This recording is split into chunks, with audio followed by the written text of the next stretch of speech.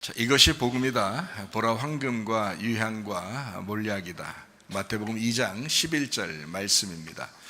집에 들어가 아기와 그의 어머니 마리아가 함께 있는 것을 보고 엎드려 아기께 경배하고 보배합을 열어 황금과 유향과 몰약을 예물로 드리니라. 아멘. 구약의 복음이 있습니다. 이사야 53장 5절의 말씀이거든요. 주님이 찔리신 것은 우리 허물 때문입니다. 주님이 상하신 것은 우리 죄악 때문이고, 주님이 징계를 받는 것은 우리의 평화를 위해서입니다. 그리고 주님이 채찍에 맞으신 것은 우리가 나음을 얻게 하기 위해서 주님이 그렇게 하셨습니다. 그러니까 순전히 우리 때문이죠. 주님 때문에 그런 건 아닙니다. 우리 때문에 그렇습니다. 우리를 구원하시는 목적이 있습니다. 우리 때문에, 또 하나님이 기뻐하시기 때문에, 그래서 우리를 구원하시는 겁니다. 구원이라고 하는 것은 예전이나 또 미래에 있는 게 아니라 바로 지금 있는 겁니다. 고린도서 6장 2절 말씀에 보면 보라 지금이라 이랬습니다. 구원받는 것도 은혜 받는 것도 지금 있습니다. 그러니까 우리가 멀리 있는 구원이 아니라, 또 옛날에 옛날에 과거에 나는 어땠어 이런 거 중요한 게 아니에요. 여러분이 어떤 사람이든 오늘 그 말씀을 듣는 사람에게 그 구원이 임하는 것입니다. 그것이 성경 말씀이에요.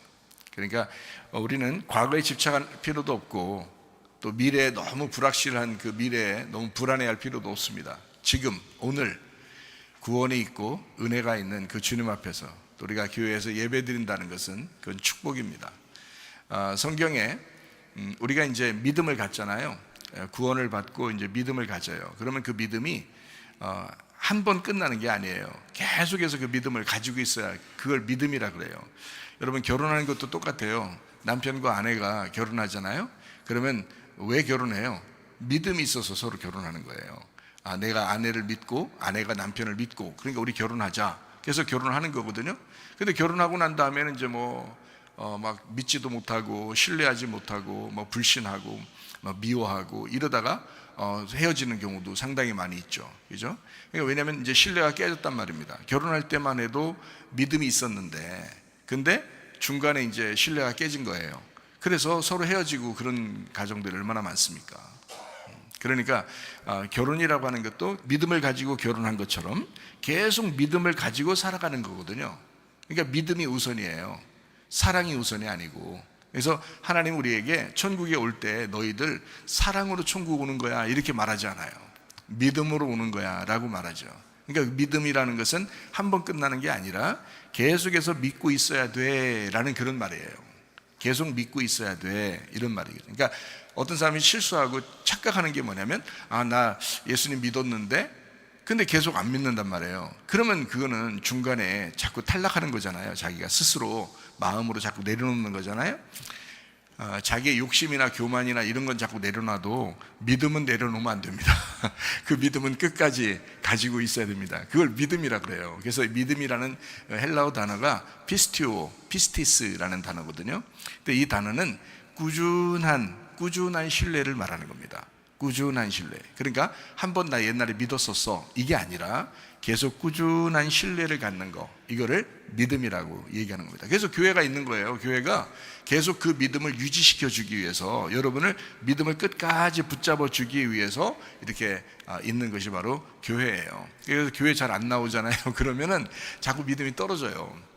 그래서 하나님을 옛날에 나도 교회 다녔었는데, 나 하나님 믿었었는데, 근데 이제 그게 잘 안 되는 거예요. 왜냐면 옆에 이제 세상 풍파에 이제 휩쓸려서 살다 보면 자기도 모르게 자꾸 잊어버리거든요. 근데 신뢰라는 거, 믿음이라는 것은 끝까지 가는 것을 이야기한다. 결혼 생활을 생각하면 딱 맞아요. 신랑과 신부가 끝까지 신뢰를 하고 끝까지 믿음을 갖는다.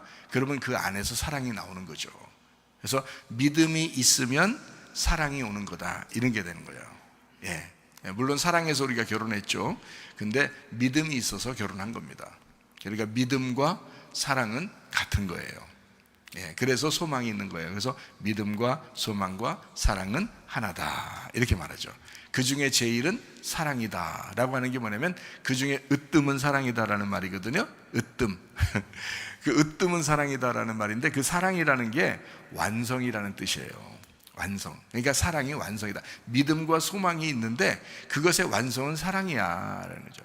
너 자꾸 믿어야 돼. 뭐 서로 신뢰해야 돼. 너 나를 믿어야 돼. 뭐 예수님이 그렇게 말하죠.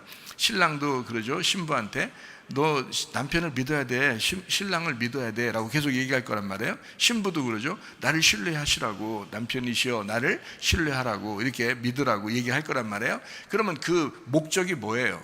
믿고 끝나라는 거예요? 아니에요. 둘이 사랑하자고 얘기하는 거거든요. 둘이 사랑하자고 서로 신뢰하라는 거예요. 나 왜 못 믿어? 나 믿어야 되는데 나 믿어줘 막 이러잖아요. 남편도 아내도 그러잖아요. 왜 그러냐면 둘이 사랑해야 되는데 그 사랑하기만 해도 사랑하는 시간만도 부족한 시대인데, 그런데 자꾸 믿음이 없으니까 사랑을 못 하겠다는 거죠. 그죠? 사랑이 흩어지는 거예요. 믿음이 없으면 사랑이 흩어져요. 마찬가지예요. 우리가 예수님을 믿는다는 것은요, 왜 그게 중요하냐면 완성이 사랑이기 때문에 그렇습니다. 예수님을 사랑한다, 하나님을 사랑한다, 당연히 천국 가는 거죠. 당연히 천국에 있는 거죠. 그런데 그걸 뭘로 가냐 이거예요. 믿음이 있어야 그 사랑이라는 천국을 누릴 수가 있다라는 거죠. 그래서 여러분이 말씀을 듣고 믿음이 생겼다라고 하는 것은 축복입니다. 그것이 우리를 구원에 이르게 만들거든요. 그래서 사랑하게 만드는 거예요. 하나님을 사랑하고 이웃을 사랑하고 그리고 서로 사랑하게 만드는 것입니다. 여러분, 사랑만 하다가 천국 가시기를 바랍니다. 사랑만 하기에도 시간이 부족한 시대예요. 사람들이 얼마나 서로 미워하는지, 얼마나 서로 싫어하는지, 그런 게 세상에 그런 게 너무 많아요. 그러니까 교회는 그런 곳이 아니다. 교회는 특별히 하나님의 사랑으로 사랑하는 곳이다. 이런 교회가 되어야 합니다. 예수님은요, 성령으로 잉태하였습니다. 그리고 우리에게 구원을 주시려고 이 땅에 오셨습니다. 주님께서 광야에서 시험을 다 이기시고 십자가 못 박혀 돌아가시면서 우리를 다 구원하셨어요. 우리의 모든 빚을 다 갚았다 그래요. 그래서 우리의 영혼의 구원을 어떻게 하고 있냐면, 우리가 예수님, 그런 예수님이구나 라고 우리가 받아들였어요. 그럼 그걸 믿음이라 그래요. 그러면 그것을 끝까지 유지하는 것, 이것은 애굽, 광야, 가나안으로 가는 여정처럼 애굽에서 유월절 어린 양의 피로 구원받은 사람들이 광야에 옵니다. 그럼 광야에서 계속해서 그 기간 동안에 믿음을 가지고 있어야 돼요. 안 그러면 탈락합니다. 그죠? 그래서 그 믿음을 유지하고 있는 것, 이것은 뭐냐면 영혼의 구원을 위해서입니다. 그래서 믿음의 결론이 뭐냐? 영혼의 구원이에요. 예수님은 우리에게 구원자가 되시고 치료자가 되시고 회복자가 되십니다. 진짜 여러분 하는 예수님한테 기도해 보세요. 그러면 그대로 되는지 안 되는지 한번 해보세요.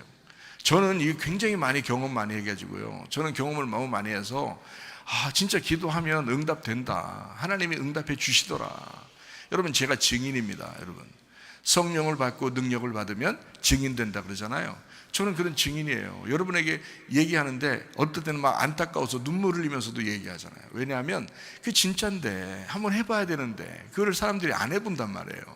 우리 집에서도 우리 이제 아내한테 그렇게 얘기해요. 사모님한테 진짜 하나님이 살아계시다 하는 걸 안 보이잖아, 하나님은요. 근데 우리 사모님이, 집사람이 뭐라 그러면 목사님을 보면 하나님이 살아있는 것 같아요 라는 얘기를 가끔 해요. 목사님을 보면 하나님이 살아있는 것 같아요, 그런 얘기를 해요. 저도 얘기를 해요. 어떨 때는 좀 우리 이제 집사람이 좀 힘 좀 빠지고 또 아프거나 또 이렇게 어려워할 때나 이럴 때 있으면 제가 그래요. 하나님이 약속하셨잖아. 그리고 우리 기다려보자. 하나님을 기대해보자. 그렇게 얘기하고요. 내가 증인이잖아. 당신이 나의 모든 모습들을 다 보았잖아. 나의 과거도 다 알잖아, 당신이. 그리고 하나님이 나를 어떻게 만나주셨는지 당신이 봤잖아. 그리고 지금 내가 어떻게 생활하고 있는지 당신이 봤잖아. 증인이야. 내가 증인이야. 당신도 그걸 확인했잖아. 그러니까 우리 하나님 잘 믿어봐라. 기다려봐라. 기대해보자. 그럼 하나님이 반드시 응답해 주신다. 실제로 여러분 기도하시면요, 예수의 이름으로 기도하면요, 반드시 이루어지는 것이 많습니다. 그러므로 기도를 게을리하지 마세요. 기도를 끊지 마세요. 반드시 기도해 보세요. 하나님이 응답하실 줄로 믿습니다. 저는 그런 응답을 많이 받아봐서 압니다. 저는요, 뭐 눈으로 보이기도 하고요, 그리고 귀로 들리기도 하고요, 그리고 마음으로 들리기도 하고요, 실제로 환경적으로 바꿔서 이루어지는 것도 많이 보았습니다. 제가 죽을 병도 나섰죠. 그리고 천국도 봤죠. 지옥도 봤죠. 천사도 만났죠. 어떻게 생겼는지 지금도 생생하죠. 이렇게 이제 사람들이 자기들 못 봤으니까 내가 이제 본 거에 대해서 얘기하면 사람들이 에휴 어떻게 생겼어요? 보세요, 좀 보시라고, 기도하시고 보시고 그래 보라고요. 저는요, 이런 주님을 경험한 것에 대해서 굉장히 진지합니다. 왜냐하면 제가 경험을 해봤기 때문에 그래요. 사람이 경험만큼 좋은 그 증인이 없거든요. 증인은 눈으로 확인한 사람, 본 사람이에요. 그게 증인이에요. 그죠? 눈으로 본 사람이 증인이고요, 확실한 것이 자기에게 왔을 때 그것을 경험해 본 사람이 증인입니다. 그렇죠? 여러분이 그리스도의 증인이 되려면 성령을 받고 능력을 받으셔야 돼요. 성령을 받는 것은 말씀으로 오는 거고요, 능력을 받는 것은 기도로 오는 것입니다. 그러니까 말씀과 기도로 거룩해지는 거예요. 여러분, 영과 진리로 예배드리면서 그 예배에 주님 만나시기를 바랍니다.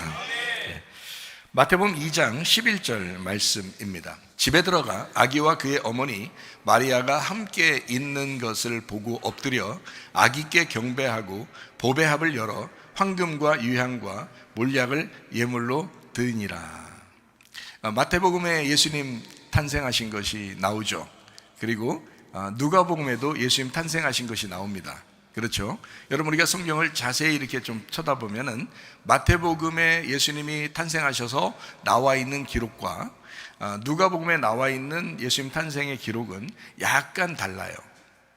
그러니까 누가복음에 나와 있는 예수님 탄생은 베들레헴에 예수님이 태어나시고 구유에서 이제 나셨다, 그렇게 돼 있고, 그리고 거기에 누가 이제 와서 축하해 주냐면 목동들이 와서 축하를 해 줍니다. 목자들이, 그러니까 주변에 있었던, 베들레헴에 있는 주변에 있었던 그 목동들이 와서 축하를 해줘요. 예수님 태어나셨다고. 그 목동들에게 천사들이 나타났습니다. 그리고 이제 예수가 나셨다, 너희들이 기다리던 그 메시아가 나셨다, 가서 축하해줘라. 그래서 목동들이 가서 축하해주는 게 누가복음이에요. 누가복음이요.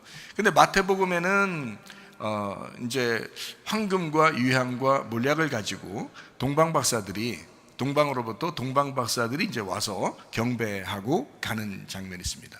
어느 기록에는 12명이 왔다 이런 얘기도 있고요. 우리가 이제 알기로는 3명의 동방박사가 이제 왔다 이렇게 볼 수 있죠. 왜냐하면 성경에는 황금과 유향과 몰약을 이렇게 가지고 경배했다 했으니까 3명이다 이렇게 얘기를 하잖아요. 근데 그 동방박사는 지금으로 말하면 이제 학사, 석사, 박사 이런 게 아니고요. 그런 게 아니고, 이 동방박사는 그 나라의, 그 동방에 있는 나라들의, 큰 나라들의 그 대사들입니다. 그 나라의 이제 외교관들이에요. 그 사람들이 이제 이 왕이 나셨다고 그러니까, 왕이 이제 보내는 거예요. 이쪽 나라에서 왕이 이쪽에 나섰으니까 너희들이 가서 경배하고 와라 해서 그 황금과 유향과 몰약을 가지고 이제 경배하러 간 거예요. 그 기간이 상당히 이제 좀 지났죠. 예수님 태어나고 난 다음에 이제 시간이 좀 지나서 동방 박사들이 가가지고 이제 경배한 거거든요. 그래서 마태복음에는 조금 시간이 지난 예수님을 만난 거고요, 이 동방 박사들이. 누가복음에 나와 있는 예수님은 태어나자마자 만난 목자들입니다. 목동들. 예수님이 태어나셨을 때 목동들이 찾아온 이유가 있죠. 목동들이 찾아온 이유가 있어요. 아니, 생각해 보세요. 하나님이 천사를 통해서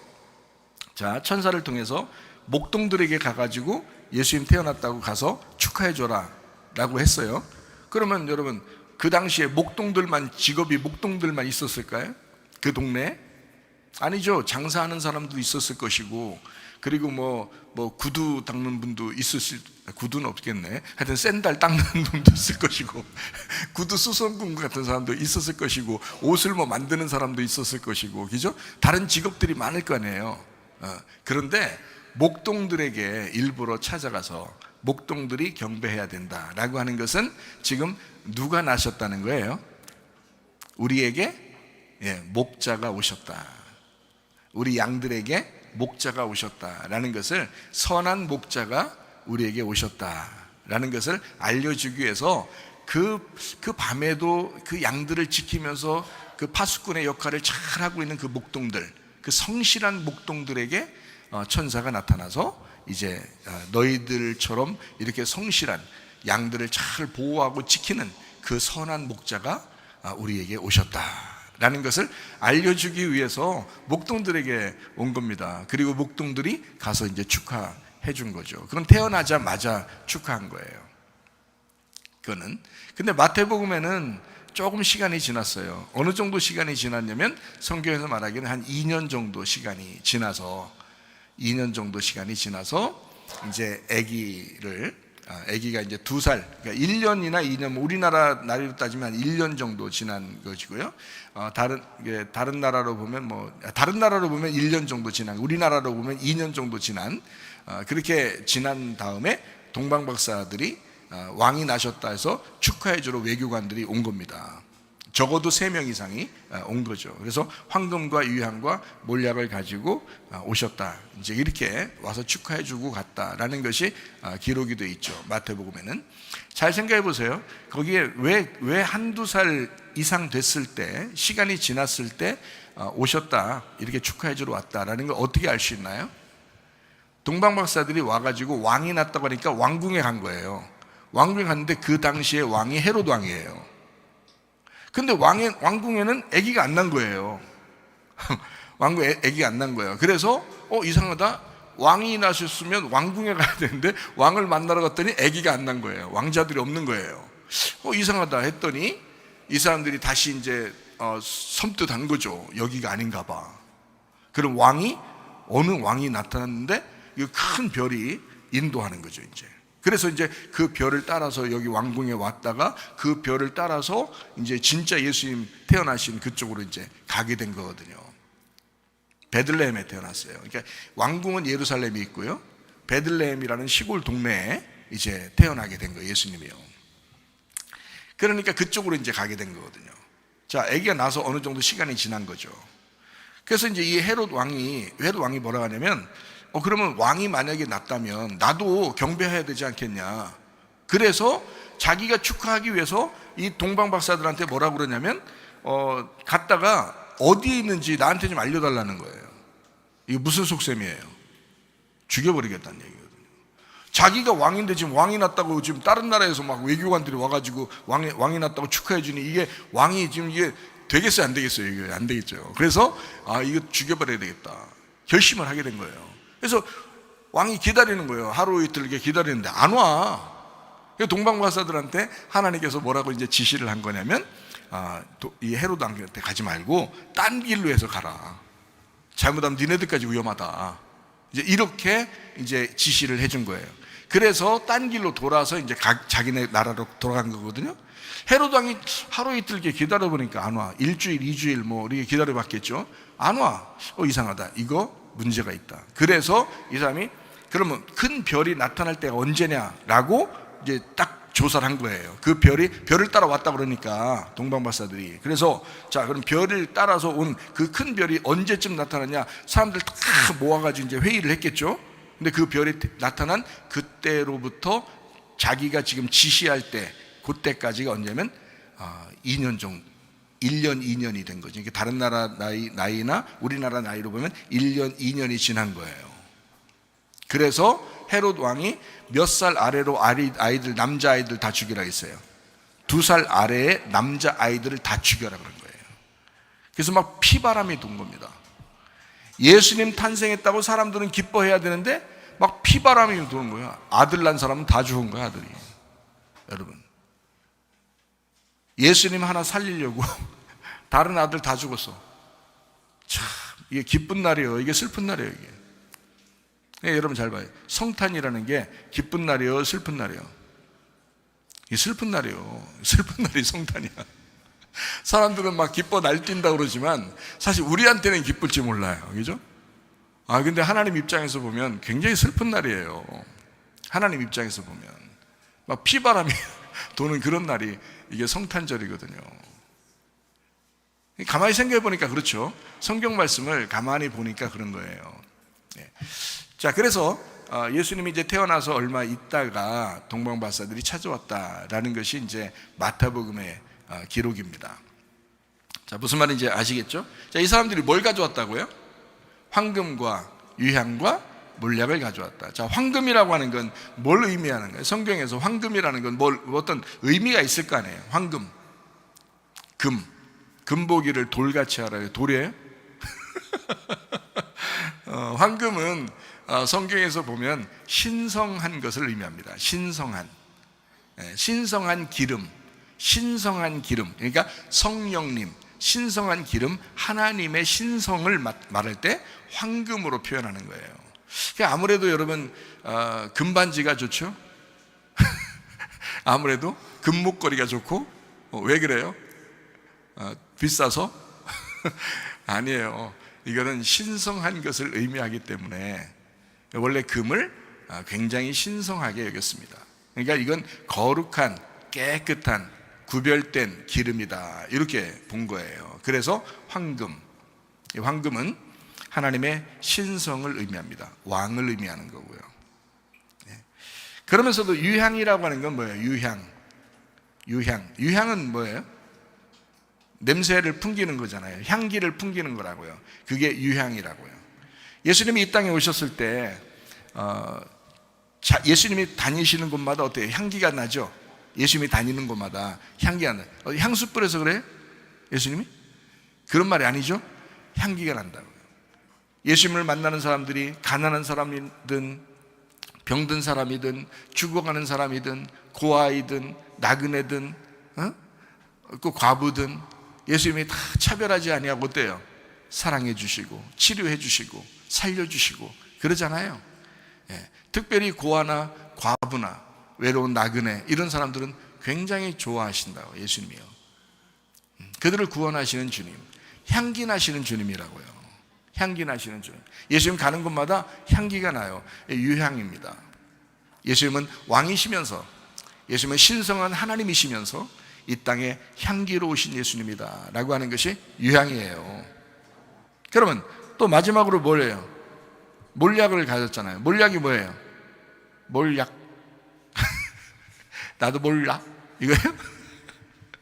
나도 몰약? 자, 몰약이 뭐예요?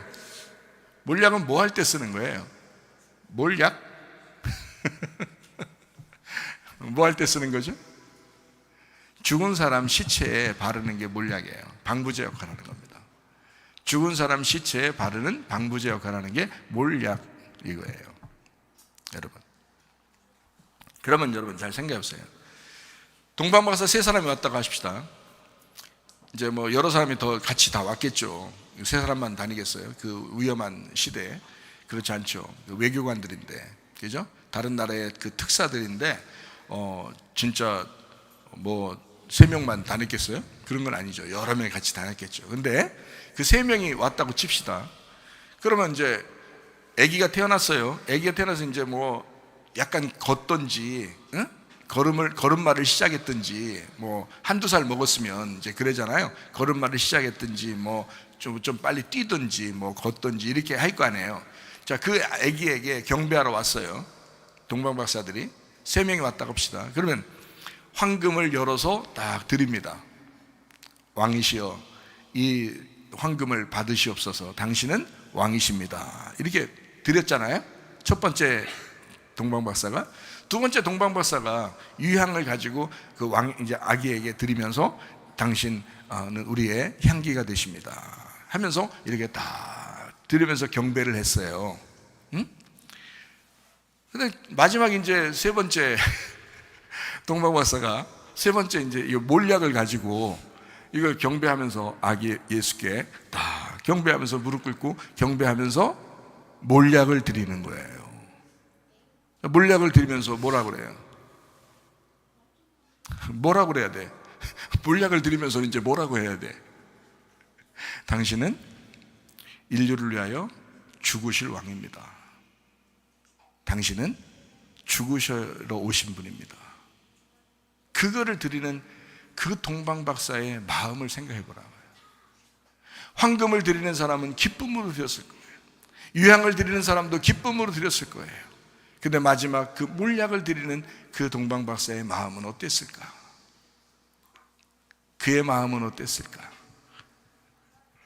이 땅의 인류의 왕으로 오신 그 하나님을 자기가 경배하면서 당신은 우리를 위해서 죽으실 분이에요. 우리를 위해서 죽으실 왕입니다.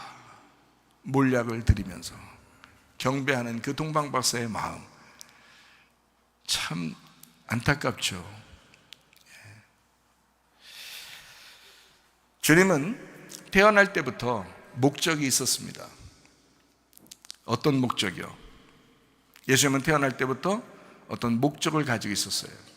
그게 동방박사의 이 세 가지 선물 때문에 우리에게 알려지는 이야기들이죠. 황금과 유향과 몰약. 자, 어떤 목적을 가지고 태어나셨죠? 십자가입니다. 십자가의 죽음. 그러니까 어떻게 보면 성탄절이라고 하는 것은 예수님의 탄생을 축하하는 의미보다는 예수님의 십자가를 그리워하는, 예수님의 십자가를 기리는 날이 바로 성탄절이다. 동방박사 세 사람은 적어도 그 사실을 알았어요. 인류의 왕으로 태어나시는 그 메시아를 적어도 그들은 깨닫고 알고 왔습니다. 처음부터 깨닫고 온 거예요. 처음부터 세상에 생각해 보세요. 외교관이 왕이 태어났다고 지금 찾아가면서 몰약을 준비해서 찾아간다? 말이 됩니까? 말이 안 되죠. 이미 그들은 알고 있었습니다.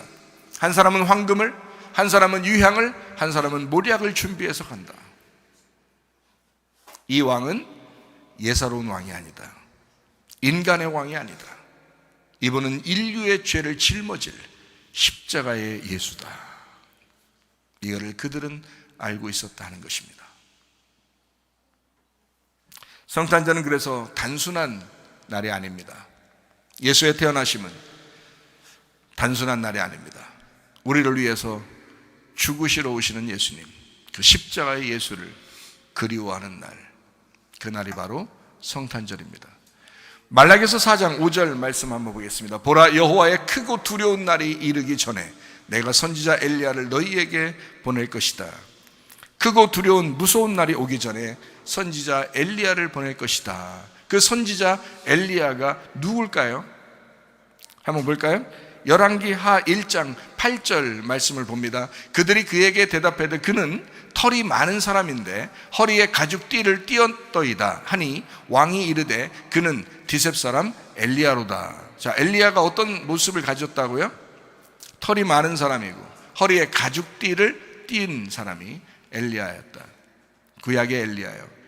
예수님께서 이제 태어나실 때는 어떤 사람이 먼저 와서 예수님을 소개해야 되느냐면 엘리야가 먼저 와서 소개해야 된다는 거예요.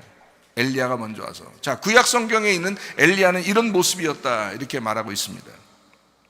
마태복음 3장 4절 말씀 한번 볼까요? 이 요한은, 자, 침례 요한입니다. 요한은 낙타 털 옷을 입고 허리에 가죽띠를 띠고 음식은 메뚜기와 석청을 먹었더라 이렇게 되어 있습니다.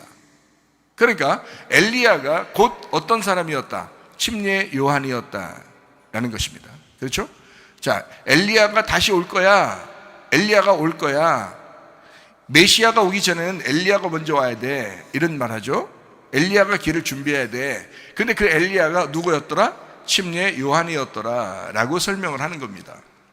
자, 이해가 되시겠죠? 성경을 보니까. 자, 마태복음 11장 14절 말씀에 이렇게 합니다. 만일 너희가 즐겨 받을진대 오리라 한 엘리야가 곧 이 사람이라. 예수님이 침례 요한을 소개하는 겁니다. 침례 요한을 소개할 때 오리라 했던 엘리야가 이 사람 침례 요한이야 이렇게 말한 거예요. 자, 분명해졌죠? 크고 무서운 날이 오기 전에 선지자 엘리야를 보내게 될 것이다. 그가 바로 침례 요한이었다라는 것입니다.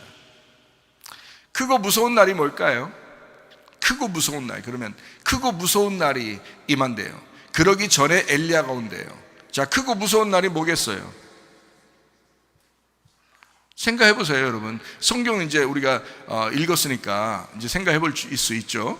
자, 예수님이 오시기 전에 엘리야가 먼저 올 거야. 근데 그 엘리야가 침례 요한이야. 그 침례 요한이 먼저 올 거야. 그러면 크고 무서운 날이 임하기 전에 엘리야가 올 것이다 라고 했습니다. 그러면 크고 무서운 날이 어떤 날이에요? 성탄절이에요. 성탄절. 가만히 생각해 보세요. 가만히 생각해 보시라고. 그렇죠? 성탄절이 크고 무서운 날이라고요. 어때요? 이제 성탄절 어떻게 좀 웃으면서 기쁨으로 맞이해야 되나? 우리가 이걸 뭔가 긴장하고 맞이해야 되나? 자, 성경을 생각해 보죠. 자, 크고 무서운 날, 그러면 이건 심판의 날입니다. 심판의 날. 자, 나를 끝장내러 오시는 날. 심판의 날이라고 하는 것은 나를 끝장내러 오시는 날이다.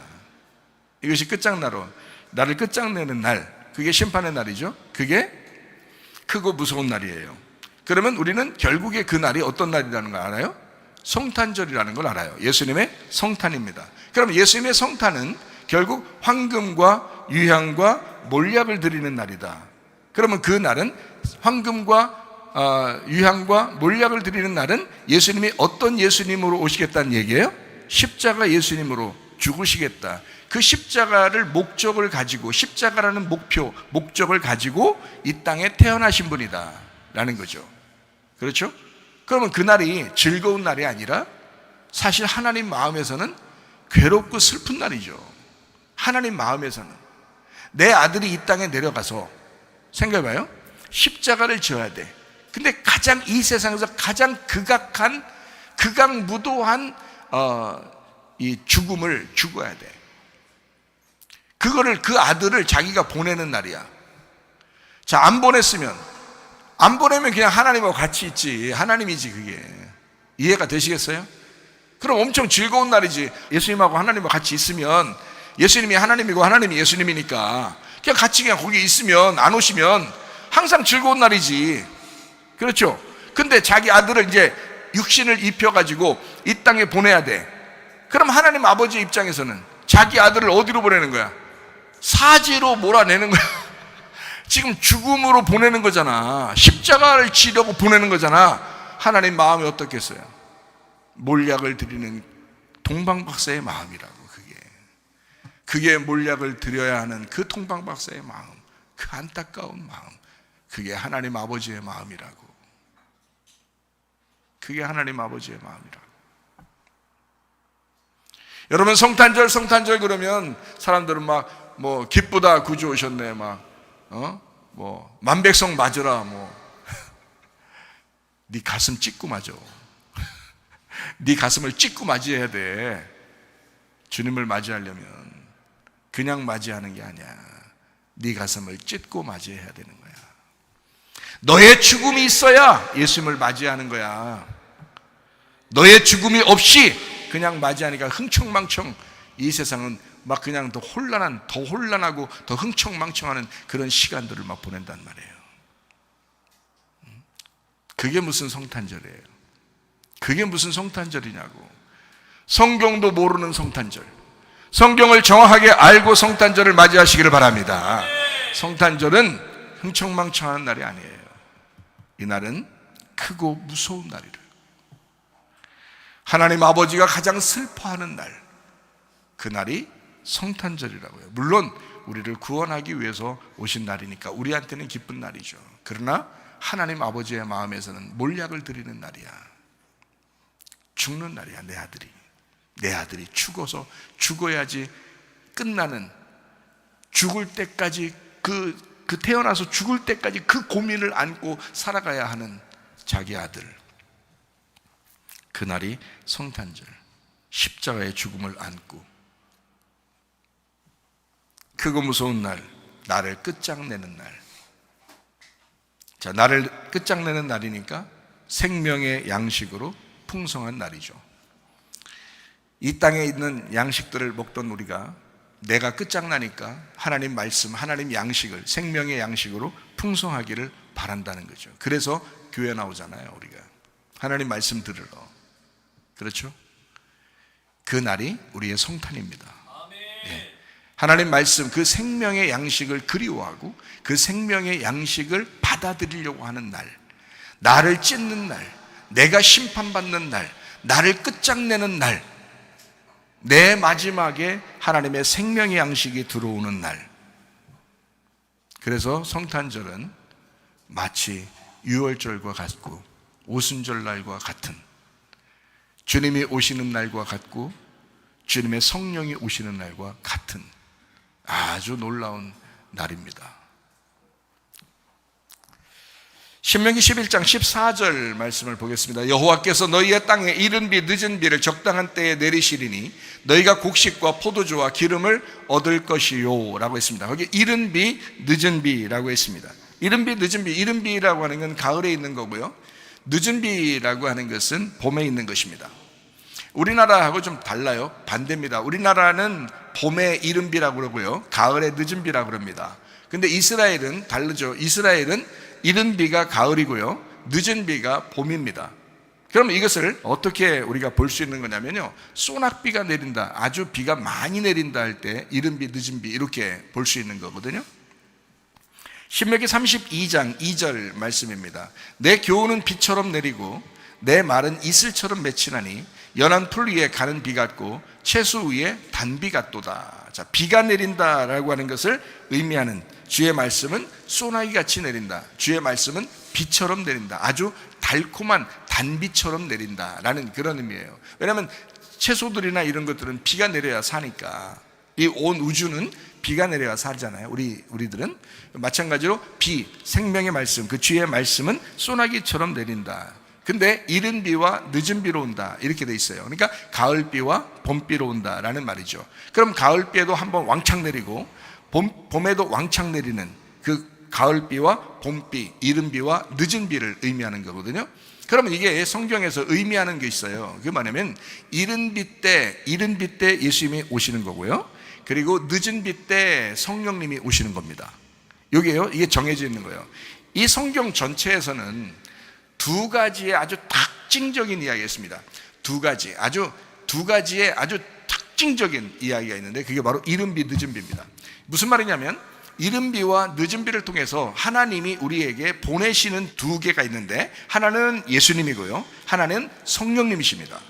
그러니까 물론 예수님이 성령님이시죠. 성령님은 예수님의 영입니다. 근데 이 성령님이 오시려면 예수님이 죽으시고 부활해야지 오는 것이 성령님이에요.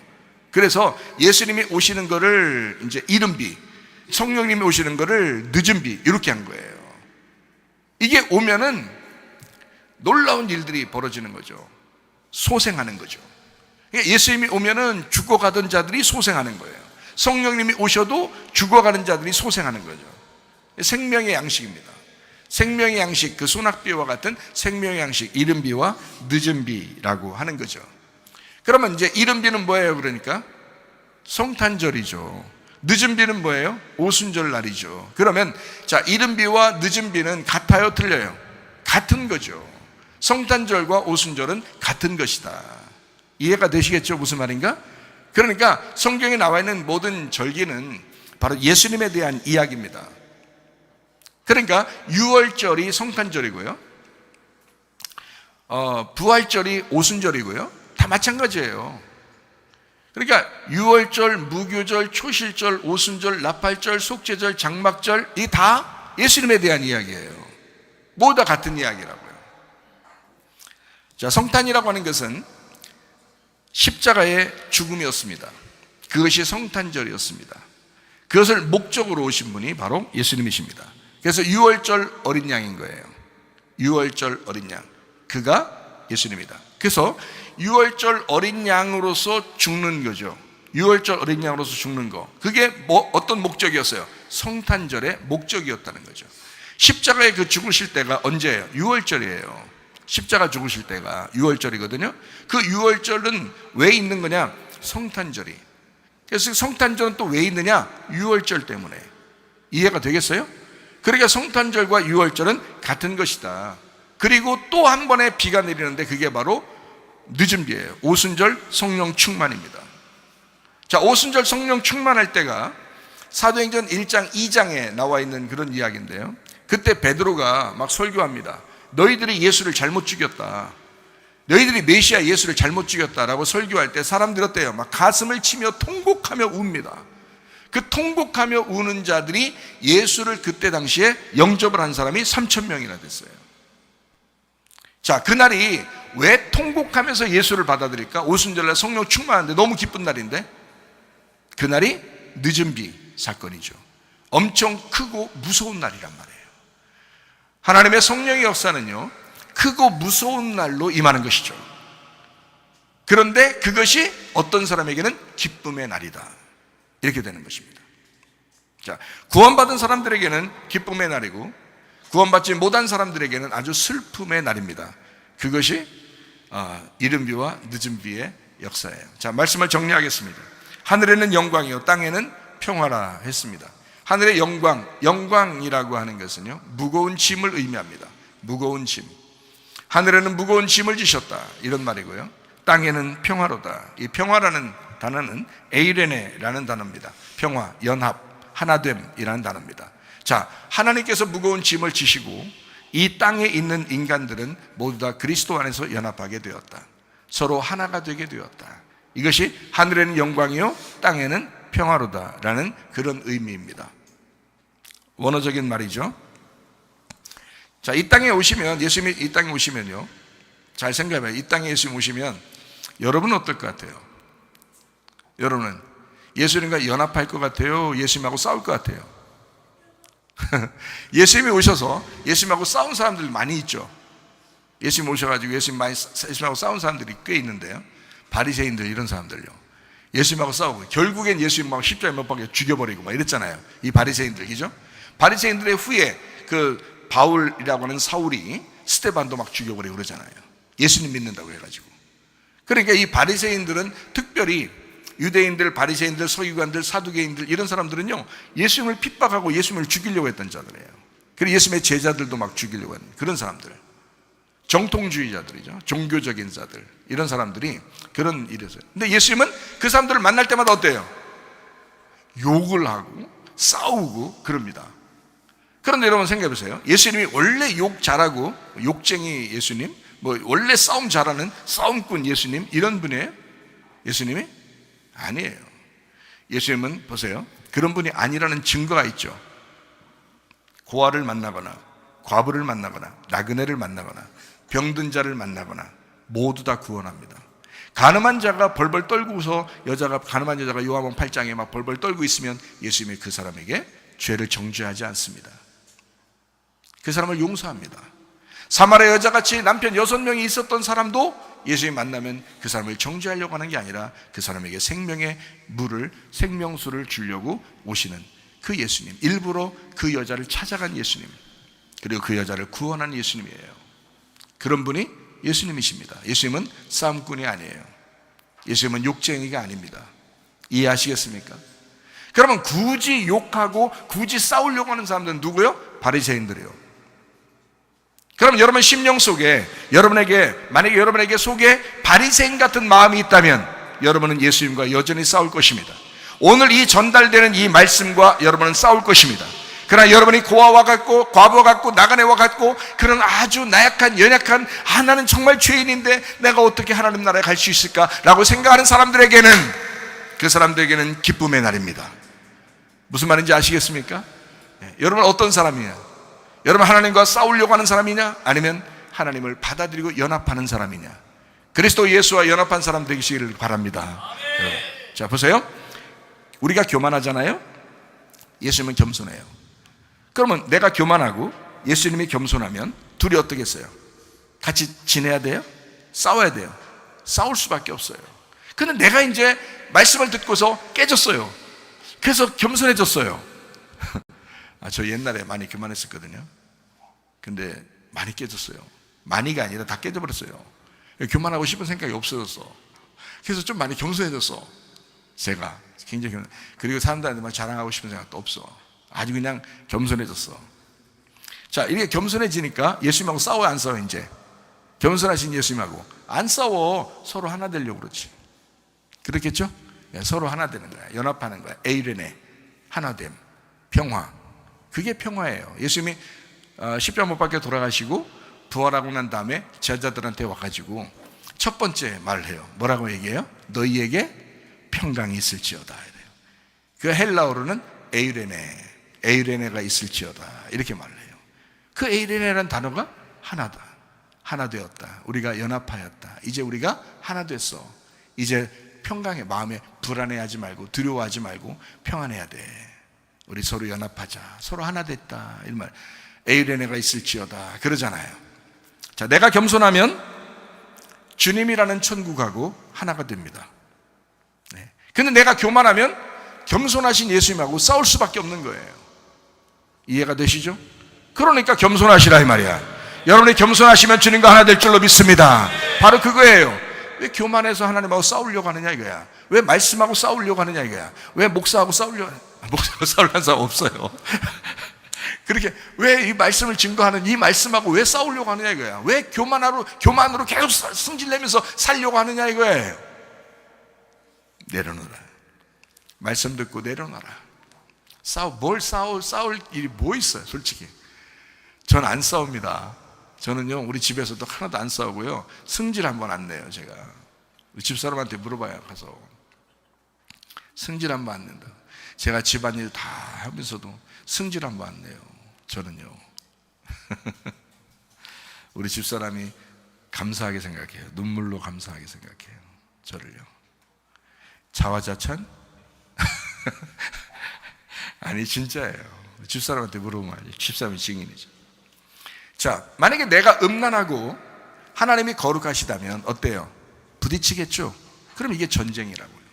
그게 전쟁이라고. 내가 음란하고 하나님이 거룩하면 이건 전쟁하는 것이다.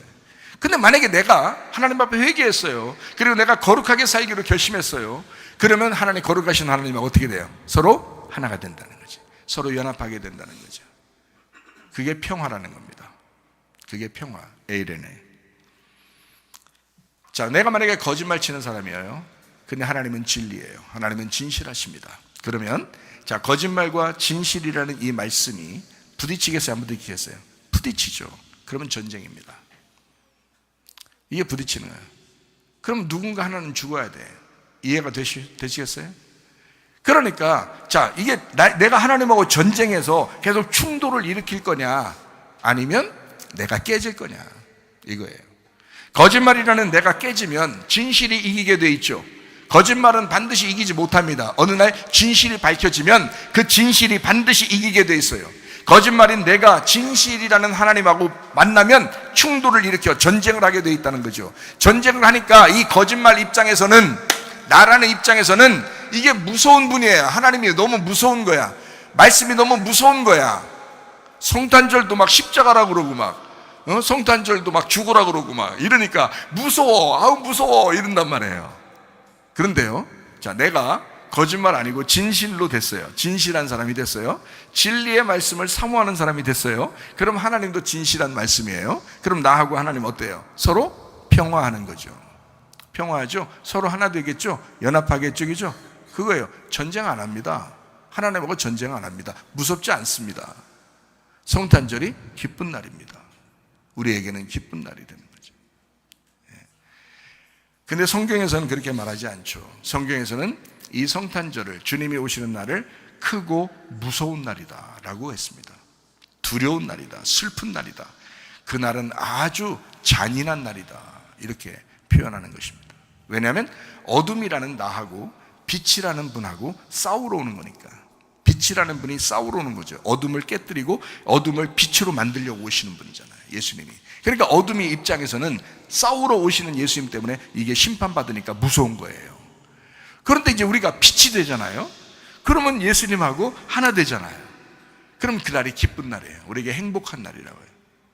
여러분에게 황금으로 오신 예수님, 유향으로 오신 예수님, 몰약으로 오신 예수님, 나를 위해서 오신 예수님, 그 예수님이 여러분의 예수님 되시기를 바랍니다.